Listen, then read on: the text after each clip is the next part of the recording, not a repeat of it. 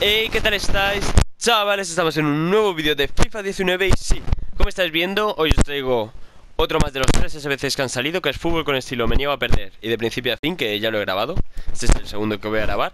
Y nos dan sobre 3 jugadores de la Champions por unas 13.000, 12.000 monedas, subirá a 14.000 yo creo. Así que hacerlo rápido, como son 2 días prácticamente lo que os dejan para hacerlo. Tenéis, hoy es miércoles, hasta el viernes a las 7. Está bastante bien.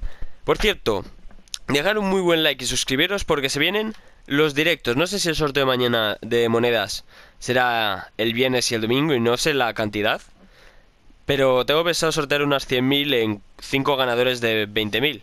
Decidme por los comentarios si estáis de acuerdo con eso o no. Y empezaríamos con... Los ya te lo he dicho, y mañana también hay recompensas de Food Champions, que este año he hecho mi mejor Food Champions esta semana.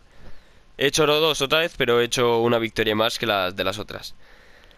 Me dejó como al sabor de boca, la verdad, el Food Champions y fue el mejor. Mañana os explicaré mejor. Y no me enrollo más y empezamos para conseguir el sobre con 3 jugadores de la Champions.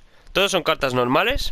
Y empezamos con Gerard Moreno, Pavlenka, Rudy, Manu Trigueros, Joaquín, Pepe Reina, Cristito, Rugani, Yardel, Ander Almeida y Viviano en portería.